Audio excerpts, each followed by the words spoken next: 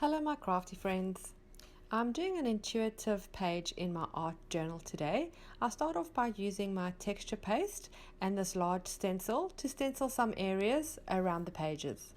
To start with, I have put a thin layer of gesso over the pages to prepare them for painting.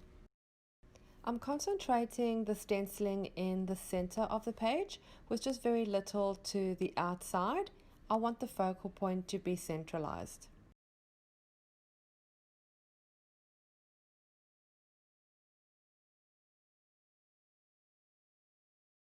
As the stencil was a really large size, I used washi tape to keep it in place.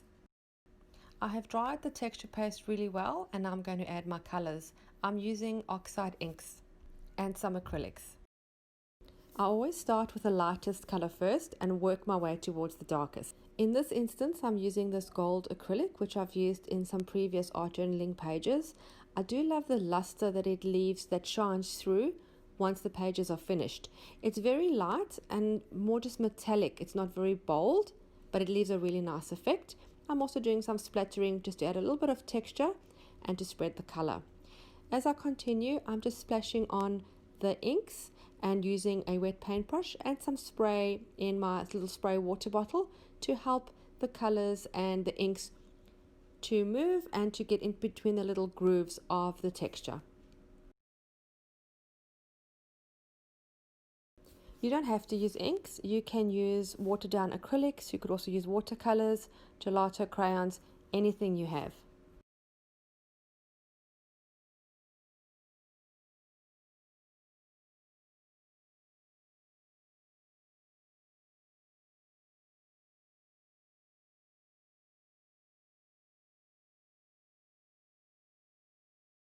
This is all about layering the colors. Some of the colors I leave them to overlap and then they make new colors when they go over another color. So I try not to put all the colors in the same area, but I do like them when they blend a bit. You just work and move the paint as you want, add more, add less, add more water. It really is up to you until you get the look that you like.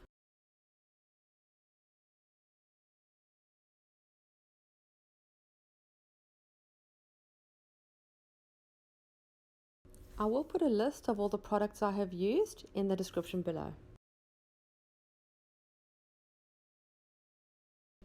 I do like this darker blue. It creates a really beautiful contrast with the gold and gives it a beautiful effect.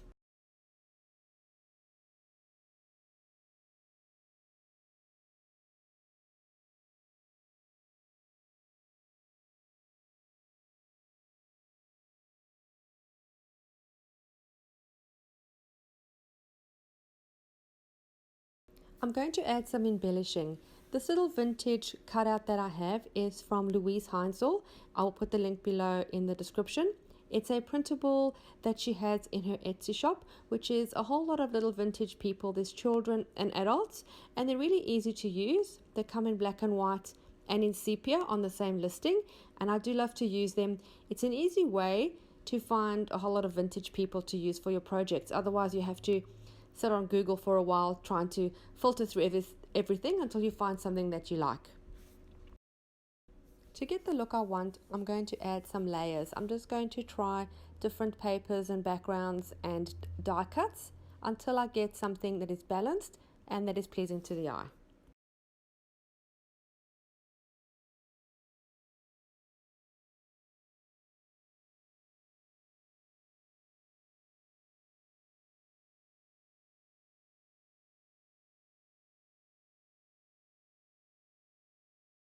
I don't want to make it too busy because the color on the left is already quite busy and bold, and I don't want to drown that out. So I'm trying to keep it simple with some muted tones, but I'm bringing in the blues and the yellows.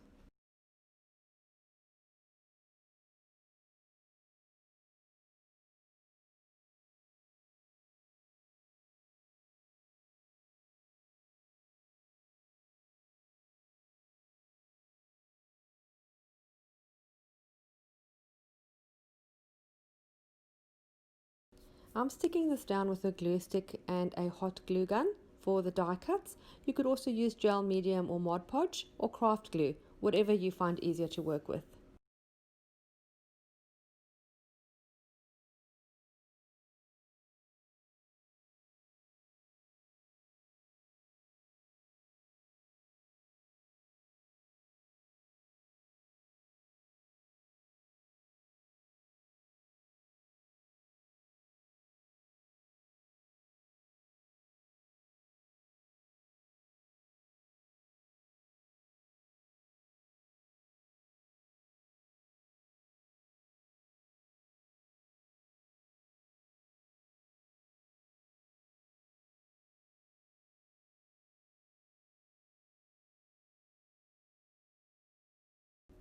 And this quick page is done.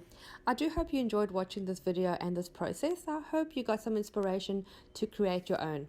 If you have any questions about anything that I have done in this video, please comment below and I'll do my very best to answer them. I want to thank you very much for watching this video. Please subscribe to my channel and hit the little bell for notifications so you get notified every time I upload a new video. I'll see you again soon. Bye.